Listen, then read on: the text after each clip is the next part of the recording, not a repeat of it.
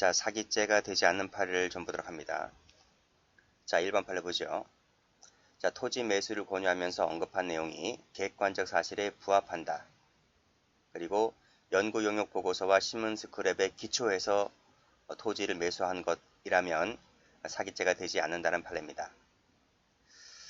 자, 이것도 이제 기획부동산 사건인 거예요. 자, 이렇게 정리하고 가면 끝인데 그렇게 정리하고 갈 내용의 판례는 아닙니다. 이 기획부동산이 이제 언제부터 이것이 활기를 쳤냐면 80년대부터 토지 강남 쪽의 부동산 일대에 광풍이 불기 시작하면서 이 기획부동산 일당들이 활기를 치기 시작했고 강남 쪽에 수십 개의 사무실이 운영됐죠. 물론 이제 피해자들이 이 회사를 상대로 막 고소도 하고 막 그랬는데 왜 개발이 안 되니까요. 그렇죠? 개발이 안 된다고 하면서 막 팔아 제끼니까 결국 땅만 산 사람들이 손해보는 것 아니겠습니까? 그래서 이쪽을 상대로 많이 고소를 했었는데 사기죄로 구속된 사례가 역대 한 번도 없었어요. 80년대부터 진행된 것이 80년대, 90년대로 넘으면서 그 많은 소송이 진행되었었는데 사기죄로 구속될 놈들이 하나도 없었다고. 결국 구속이 됐긴 됐는데 그 죄명이 뭐 조세포탈이라든지 그런 것에 불과할 것뿐이지 형사 입건이 아니야. 이 판례도 역시 마찬가지로 이 기획부동산 하는 놈들이 땅을 파는 것이 뭐였어요? 그치? 예, 지역신문에 나왔던 뭐 인터넷에 나오는 그러한 몇 줄짜리 그러한 어디 개발된다더라. 그러한 근데 그러한 기사는 실제로 진실이거든. 그러니까 그러한 것에 부합해서 토지를 팔았기 때문에 사기는 아니다. 하는 거죠. 그렇게 해서 이제 요리조리 피해 다녔었는데 우리 전 시간에 배웠던 그 판례가 이제 이 판례 바로 다음에 나온 판례죠. 그 판례는 또 된다는 거야. 그러니까 뭐 판례가 된다고 하면서 뭐 기획부동산 사건은 판례 변경한다 이런 것도 없습니다. 그냥 은근슬쩍 지들이 바꾸는 거야. 뭐 어떨 때는 되고 어떨 때는 안 되고 뭐 이런 식이었는데 어쨌든 여러분들이 봤을 때 객관적 사실에 부합된다든지 뭐 연구 용역 보고서와 신문 스크랩 등에 기초하여서 땅을 팔았다면 사기가 안 된다. 이렇게만 정리하시고 끝나면 될 것 같아요. 그래서 이 기획부동산 하는 놈들이 지금도 있습니다. 지금도 있긴 있는데 옛날만큼 그렇게 큰 위세는 아니고요. 이러한 사기꾼 놈들이 이 기획부동산 말고 또 어느 쪽으로 영역을 넓혀갔냐면 저번에 설명한 적 있나? 업무방해죄 할 때? 지역주택조합이죠. 지역주택조합. 지역주택조합으로 가가지고 또 활기치는 거야 이게. 물론 지역주택조합 중에서 10건 중에 아예 안 되는 건 아닙니다. 개발이 안 되는 건 아닌데 10건 중에 뭐 확률을 치면 길것에 한두 개만 아파트로 완성이 되는 거고 나머지는 다 중간에 다 이제 먹튀하는 거죠. 먹튀. 그러니까 여러분들이 땅을 살 때나 아파트를 살 때는 정말 조심하셔야 돼요. 여러분이 평생 동안 일군 재산을 한순간에 그냥 사기당하는 수가 많다. 그러니까 요즘은 막 부동산 뭐 아파트 청약제도도 많이 바뀌었잖아요. 뭐 서울 강남권도 청약 추첨을 통해서도 갈 수가 있기 때문에 옛날에는 추첨문이 안 됐어요. 그 청약 점수가 안 되면 뭐 거의 뭐 불가능하지 했잖아요. 근데 지금 청약 점수가 안 된다 하더라도 청약 추첨 제도가 있기 때문에 강남권에도 들어갈 수가 있어서 여러분들은 정말 아파트를 사거나 땅을 사거나 할 때는 정말 조심해야 됩니다. 뭐 말이 길어졌는데 기획부동산 사건 두 가지가 있습니다. 되는 판례도 있고 안 되는 판례가 있는데 그렇게 따로따로 정리하시면 될 것 같아요. 자, 그 다음 이 판례 한번 볼까요? 자, 매도 가격 및 처분 기간을 특정하여 처분 권한을 위임받았다는 거예요. 위임받았다. 권한을 위임받았다는 거예요. 자, 위임받은 자가 이 매도 위임 가격보다 예를 들면 매도 위임 가격이 한 뭐 얼마로 해볼까? 뭐 1억이라 해볼까? 1억? 1억에 팔아달라 그래서 1억에 위임받았는데 이 친구가 재주가 좋아서 그것보다 고가로 팔았다는 거예요. 고가로 팔았다. 얼마? 1억 2천으로. 1억 2천. 그럼 2천만 원 더 비싸게 팔았네요. 근데 그와 같은 사실을 나에게 권한을 준 위임인에게 고지하지 않았다는 거지. 이게 사기가 안 된다는 겁니다. 자, 무슨 얘기냐? A가 있습니다. 이 사람이 시골에 땅이 있어, 땅이 있단 말이에요. 이 땅의 소유자입니다. 나이가 좀 많아요. 할아버지. 그래서 이 사람이 동네에 동네 이장밖에 더 있어. 그 이장인 B한테 땅 좀 팔아달라. 그래서 얼마에? 1억에 팔아달라. 는 권한을 위임해 줍니다. 그래서 이 이장이 권한을 위임받았습니다. 그쵸? 권한을 위임받아서 C라는 사람에게 땅을 팔았어요. 땅을 팔았는데 얼마에 팔았다? 매도를 했는데 말씀드렸잖아요. 재주가 좋아서 1억 2천에 팔았다고요. 그쵸? 그럼 이 사람이 돈을 줬을 것 아니겠습니까? 근데 이 사람이 지금 위임을 받아서 땅을 팔아줬는데 이 사람이 돈을 돌려줘야 되는 거죠. 이 내 땅이 아니니까요. 그래서 이 사람에게 할아버지한테 돈을 돌려주기를 1억만 돌려준 거야. 1억만. 왜 당신이 1억에 팔아달라 했으니까. 그쵸? 그럼 나머지 2천 어디 갔어? 뭐 2천 어디 갔긴 어디 갔어. 내가 먹었지. 근데 그 1억 2천을 2천만 원에 더 비싸게 팔았다는 것을 이 A한테 고지할 의무가 있나요? 고지 안 해도 된다. 왜? 이 사람이 나한테 권한 주기를 1억이면 족하다. 야, 1억에만 팔아줘. 그러면 내 뭐 아무 소리 안 할게. 라는 거지. 그쵸? 라고 했을 때 더 비싸게 팔았고 그 판 부분에 대해서 고지하지 않았다 할지라도 A에 대한 사기는 아니다는 내용의 판례입니다. 자, 다음 볼까요? 자, 이중매매 있죠. 이중매매. 후 매수인에게 있어서 후 매수인에게 등기를 맞춰줬습니다. 등기를 맞춰줬다고요. 그러면 사기가 돼, 안 돼? 아, 사기가 안 되지. 손해 났어? 손해 안 났지. 나는 소유권 취득했는데. 그쵸? 이거 전 시간에 설명드린 바 있죠? 이때 매도인이 이 후 매수인, 동의는 후 매수인입니다. 같은 사람이죠? 이 사람에게 이중매매했다는 사실을 고지하지 않았다 할지라도 사기는 아니다. 그쵸? 아닙니다. 대신 뭘로 처벌받아? 이 매도인은 그치, 배임죄로 처벌받는 거지. 자, 3번은 전 시간에 설명드렸기 때문에 그 설명으로 대체를 하고요. 여기도 마찬가지죠. 3번도 똑같이 이건 명의신탁 수탁 관계네요. 자, 2분의 1 지분은 타인으로부터 명의신탁 받았다는 거지. 그러면 피고는 누구가 되겠어? 피고인은 명의수탁자가 되겠네요. 이 사람.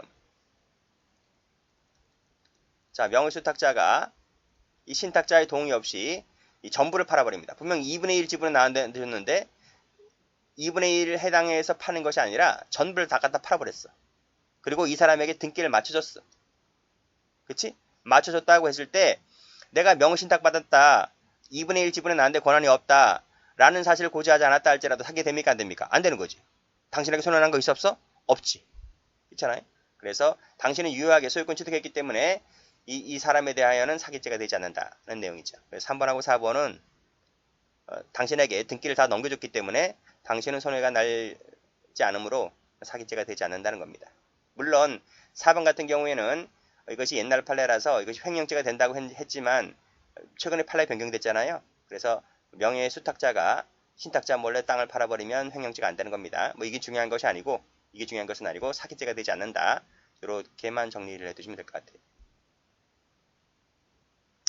자, 아파트를 분양함에 있어서 아파트 평형 수치를 다소 과장하여 광고 때렸다. 그렇죠? 다소 과장했다. 예를 들면 뭐 어떻게 하겠습니까? 25평짜리를 뭐 27평으로 아니면 뭐 25평짜리를 34평으로는 하지 않겠잖아요. 그건 탁 보면 티가 나는데 워낙 큰 25평과 34평은 엄청나게 차이가 크잖아. 그러니까 그것은 뭐 바보가 아닌 이상 뭐 CR도 안 먹힐 것이고 25평을 27평으로 27평을 뭐 30평으로 이렇게 약간 과장해서 광고를 한 것이라고 한다면 이것은 분양이 좀 더 쉽게 이루어지도록 하고자 하는 의도에서 한 것이므로 사기죄가 되지 않는다는 개 같은 판례가 있습니다. 그렇죠? 옛날 판례인데 이 판례 이후로 나오진 않았어요. 30년 동안 지금 이 판례 이후로 나오지 않았잖아요. 지금 이 똑같은 판례가 나오면 어떻게 되겠어요? 당연히 사기죠. 사기. 그렇잖아요. 분양 쉽게 이런 말이 어디 있어. 그렇잖아요. 사기인데 딸랑 판례가 옛날 판례 하나밖에 없기 때문에 이 판례가 지금 그대로 나온다고 한다면 이 판례 하나밖에 없으므로 이 판례대로 푸시면 됩니다. 그렇죠?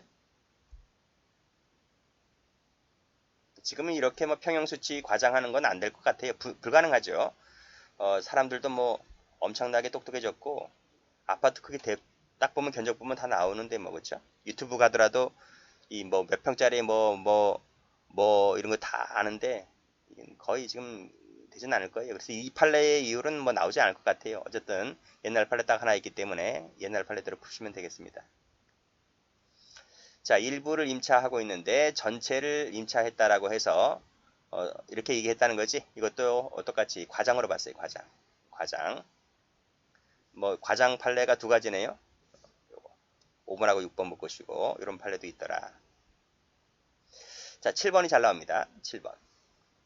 상해를 입은 경위에 관하여 거짓말을 하여 공단으로부터 보험급여 처리를 받아 사기죄로 기소된 사안이었는데 그 다음을 잘 보셔야 돼요. 자, 위 상해는 전적으로 또는 주로 뭐뭐뭐뭐라고 입은 상해라고 할 수가 없다면이야. 없다면. 여기 없다 세무칩니다. 있다 하면 사기입니다. 근데 없다 했기 때문에 사기가 되지 않는다는 거죠. 뭐 있다 없다를 장난친 적은 지금까지 한 번도 없었습니다. 이 판례 그대로 나옵니다. 그대로 나와서 마지막에 사기가 되느냐 안 되느냐 이것만 물어보고 있기 때문에 이대로만 보시면 될 것 같아요. 자, 8번도 볼까요? 상대방의 법률상 지위에 하등 영향을 미칠 수가 없다는 것은 고지사항이 아니다. 이건 전 시간에 풀었죠? 1번은 풀었습니다. 그러면 봐봐요. 자, 피고인이 부동산에 대하여 갑과 신탁금지 약정을 체결했다는 사실을 이 은행에 알릴 의무가 있습니까? 없습니까? 있어 없어? 이게 없는 거지. 없단 말이죠. 그래서 알리지 않았고 결국 이 은행으로부터 대출을 받습니다. 대출을 받게 되는데 여기서 대출을 받을 때에 이 은행 직원에게 이 같은 부동산에 대하여 미리 이전에 갑과 신탁금지 약정 체결했다는 사실을 고지할 의무가 있냐고. 이게 없다는 거예요. 그렇지? 없기 때문에 왜 뭐 조회하면 나오잖아. 조회하면 나옴에도 불구하고 어쨌든 이거는 없다는 거야. 그래서 굳이 이걸 얘기하지 않아도 되는 부분이었기 때문에 결국 그래서 뭐 대출 받았었는지 모르겠지만 대출 받은 부분에 대하여는 설령 갑과 신탁금지 약정을 체결했다는 부분을 고지하지 않았다 할지라도 사기는 안 된다. 그 이유가 뭐다? 이걸 얘기하지 않았다 할지라도 하등 상대방의 지위에는 하등 영향도 미치지 않는 사소한 부분이기 때문에 그렇다는 내용입니다. 2번도 나온 적이 있어요. 한 번 나온 적이 있기 때문에 정리를 해두시고 뭐 1번은 워낙 많이 나왔고요. 자, 9번도 마찬가지야. 9번도 똑같아. 취지가. 이 9번도 여기는 생략되어 있는데 여기 8번에 나와 있는 꺽쇠 1번이 꺽쇠 1번은 여기에도 걸리고 여기에도 걸리는 거예요. 여기도. 비록 이 책에는 여기는 안 써놨지만 그래서 여기서도 보시면 중개함에 있어서 매도인이 전매인이라는 사정 그리고 매도인과 원소유자 사이의 액수에 관련된 부분을 고지하지 않았다 할지라도 이걸 고지해야 돼. 고지하지 않아도 되는 거죠. 그랬다 하더라도 이 매수인이 소유권 취득하는 데 있어서 하등 장애가 되지 않는다 이런 말이죠. 아니 그렇잖아. 쉽게 얘기를 하면 이 부동산 중개인이 부동산 중개를 하여서 하잖아요. 그러면 그 솔직히 원가를 얼마를 얘기해야 되는 고지 의무가 있어. 마트에서 우리가 물건을 사는데 마트 주인이 손님한테 물건을 팔 때 손님 이 물건은 저 공장에서 얼마에 띄우고요. 당신에게 그래서 얼마에 파는 겁니다. 얼마에 띄우는지를 내가 당신한테 얘기할 필요가 있어. 얼마에 파는 것은 가격표에 나와 있으니까 아는 거지만 내가 이것을 원가에 얼마 띄우는지를 내가 너한테 알려줄 의무가 있냐고요. 그걸 알려주지 않아도 당신이 이 마트에서 물건 사가는데 하등 장애가 없잖아요. 그런 내용과 비슷한 거예요. 그래서 중개인이 중개함에 있어서 전매인이라는 사실 그리고 액수가 원소유자의 액수가 얼마인지에 대해서 고지하지 않았다 할지라도 당신이 이 부동산을 사가려면 사가고 말라면 마는 거야. 사간다고 해서 당신이 사가는 부분에 있어서 하등 장애가 없다는 거야. 소유권 넘겨주면 되니까 그렇잖아요. 내가 돈 받고 당신에 넘겨주면 되는 거니까 내가 이러한 사실을 고지하지 않았다 할지라도 소유권 넘어가는 데 있어서 하등 장애가 안 된다는 거죠. 그런 취지로 이해하시면 되고요. 자, 어음 발행인들이 각자 자력이 부족합니다. 그래서 편법을 동원하게 되는 거죠. 그래서 서로 동액의 융통어음을 발행하여 교환했다라고 했을 때 사기가 되지 않는다는 내용입니다. 아파트 신축 분양자가 미완공 아파트를 채권담보뜻으로 채권자들에게 분양한 후에 소유권 이전 등기 격려 전입니다. 전자 세무 치시고 다시 제3자에게 분양 사실을 고지하지 아니하고 임대차 계약을 체결했다 하더라도 사기가 됩니까 안 됩니까? 안 되지. 이 사람이 소유권자니까. 소유자니까. 그게 형식주의예요. 형식주의. 아직 이전 등기 격려 전이라고 했잖아. 이전 등기 격려 전이니까 여전히 소유권은 등기는 안 돼 있단 말이야. 나 한 대 있고 다시 이를 제3자에게 고지하지 않고 팔았다 할지라도 내가 배임죄로 처벌받는 건 배임죄로 처벌받는 거야. 근데 당신한테는 사기죄가 안 되는 거지. 소유권 이전 등기 그대로 넘어가니까. 이중매매 분양은 비슷한 거예요. 자, 12번이 출제가 잘 되죠. 이거 한번 체크 한번 해볼게요. 자, 피고인 등이 피해자에게 자동차를 매도하겠다 하며 거짓말하고 자동차를 양도하여 대금을 편취한 다음 미리 부착해 놓은 GPS로 위치를 추적하여 자동차를 다시 훔쳐옵니다. 자, 그래서 공소가 제기를 사기죄하고 특수절도죄로 공소 제기되었는데 판례가 뭐라 그래요? 절도는 맞다. 절도는 맞다. 왜냐하면 지금 차를 돈 받고 넘겨줬잖아요. 그럼 돈 받고 넘겨줬으니까 소유권이 하고 점유권이 넘어갔잖아요. 저 차는 더 이상 내 차가 아닌 거예요. 근데 이 사람들이 GPS를 달아서 GPS 추적기로 해가지고 자동차가 어디 있는지를 확인했고 그 차량을 보조키를 이용해서 훔쳐오는 거잖아요. 이 절도지 뭐야, 절도지. 이게 절도라는 거예요, 절도. 사기는 되느냐? 사기가 안 되죠. 돈 받고 서류 다 넘겨줬고 차 넘겨줬기 때문에. 만약에 돈을 받고 서류를 넘겨주지 않고 튀면 그건 사기가 되지만 돈을 받고 서류를 다 넘겨줬고 차량 다 넘겨줬기 때문에 사기는 안 되는 거야. 그런 내용이 판례입니다. 여기 나와 있지? 여기 보시면 자동차를 넘겨줬습니다. 필요한 서류 다 넘겨줬습니다. 다 인도했고요. 따라서 이것은 사기가 되지 않는다. 만약에 돈 받고 넘겨주지 않으면 사기죠. 그런 내용이고요. 그래서 절도밖에 안 된다는 내용이 판례입니다. 출제가 잘 되는 판례입니다. 13번 전대금지 특약이 없네요. 특약이 없으니까 전대를 해도 되네요. 그쵸? 그리고 또 권한 범위 내에 속해였기 때문에 사기가 되지 않는다는 판례이고, 자, 14번이 아까 말씀드렸던 한우 사건과 비교하셔야 돼. 한우 수입산을 한우로 팔았다고 했을 때 사기가 된다 그랬죠? 그쵸? 우린 음식점에 한우 고기를 먹으러 가는 거지 반찬 먹으러 가는 게 아니잖아요. 그러니까 한우를 속이면 안 되는 거지. 그쵸? 근데 이걸 보시게 되면 이 피고인이 식당을 운영하였는데 메뉴판에 원산지를 국내산이라고 기재를 했음에도 불구하고 이 실제로는 국내산이 아닌 거야. 이 식재료와 굴비인데요. 이 식재료와 굴비가 국내산이 아니라 이것이 중국산이었던 거야. 중국산. 그러니까 중국산을 국내산이라고 팔았던 거야. 손님들한테. 이 사기냐는 거야. 사기냐라고 하는 건데 한우는 사기였지만 이 식재료하고 굴비는 사기가 아니다. 왜 그럴까요? 이건 반찬이기 때문에. 반찬. 우리가 음식점에 갈 때 굴비 먹으러 가는 거 아니잖아요. 반찬, 깍두기, 김치 먹으러 가는 게 아니잖아요. 그렇잖아요? 그 음식점에 간다라고 하는 것은 그 음식점에서 만약에 삼계탕을 판다. 아니면 주 메뉴가 있잖아요. 주 메뉴를 먹으러 가는 거지. 우리가 굴비 먹으러 가는 사람 있어요? 물론 반찬에 굴비가 나오면 좋죠. 좋긴 좋은데 굴비를 파는 식당이 어디 있어요? 식당에서.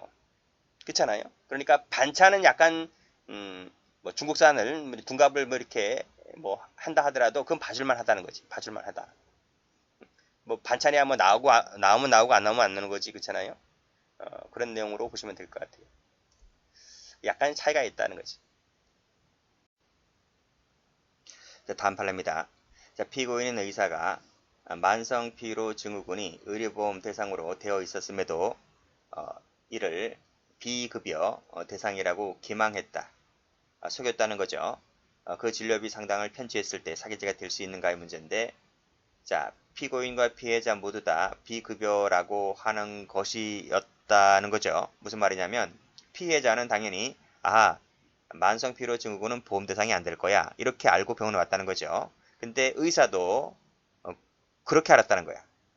그것이 인정된다는 얘기죠. 그래서 모두 비급여라고 전제로 하여 진료에 임하였다고 인정되었기 때문에 이때 의사는 고의가 없구나. 이것이 진짜 사기치려고 한 것이 아니라 모를 수 있었다는 거죠. 그래서 이것은 고의가 탈락되었기 때문에 사기죄가 되지 않는다. 이런 내용의 판례입니다.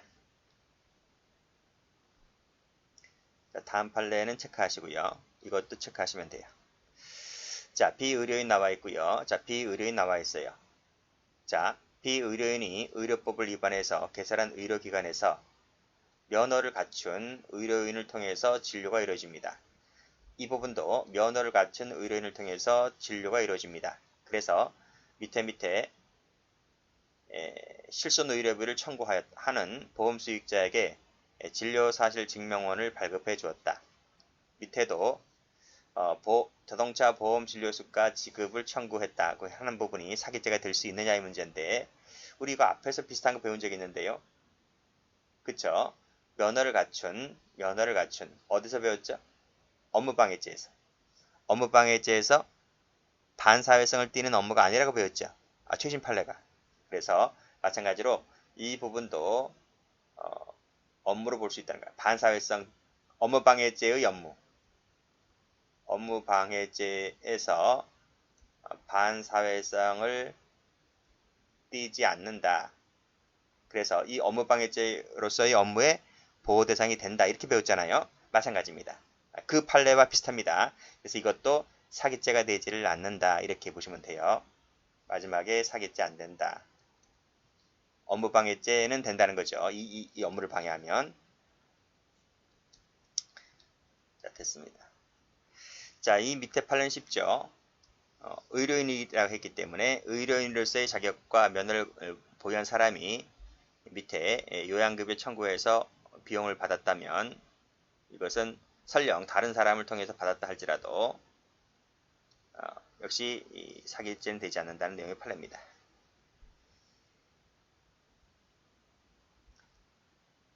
자, 색깔도 칠할게요. 여기 색깔 칠하시고,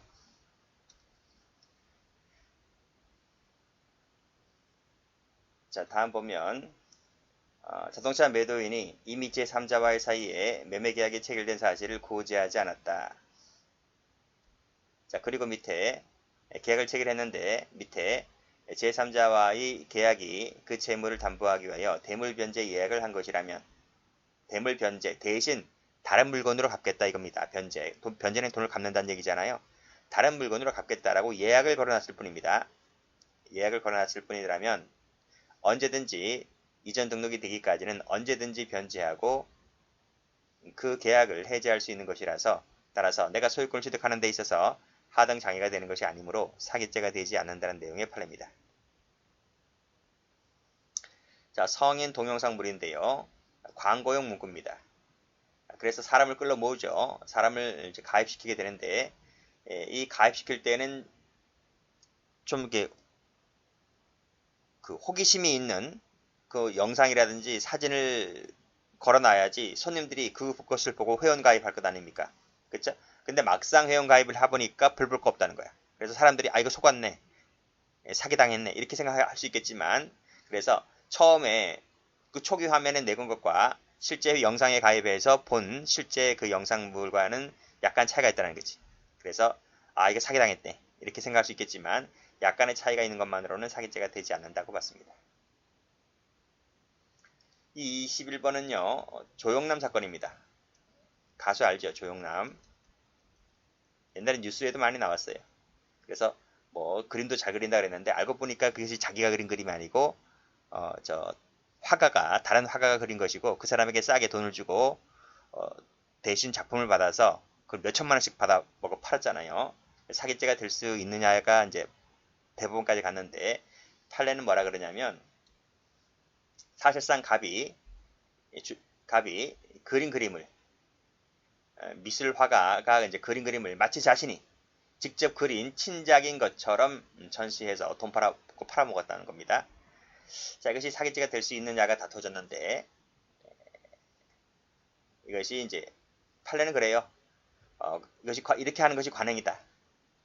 관행이니까 사기죄가 안 될 수 있다는 논리인데요. 아니, 관행이 그렇다 하더라도 판례를 통해서 이걸 바로잡을 생각을 해야지. 이것을 봐주면 안 되잖아요. 그래서 이러한 그 그림을 구매한 사람이 만약 이 그림이 진짜 조영남이 그린 그림이 아니라고 한다면 그럼 몇 천만 원 주고 사겠습니까? 안 사지. 그런 관계가 인정돼야 하는데 이런 관계를 입증을 못했다는 거예요. 검사가. 응? 검사가 이런 것을 입증을 못했기 때문에 그래서 무죄다. 이러한 논리입니다. 약간 엉성하죠. 엉성하지만 결국은 사기죄가 안 되는 판례로 입증 부족으로 사기죄가 안 되는 거로 됐습니다. 출제 가능성이 약간 떨어지고요. 그 앞에 것까지만 열심히 받으시면 되겠습니다. 여기도 색깔 칠할게요. 여기 색깔 다소 차이가 있는 부분 밑에 것은 뭐 됐어요.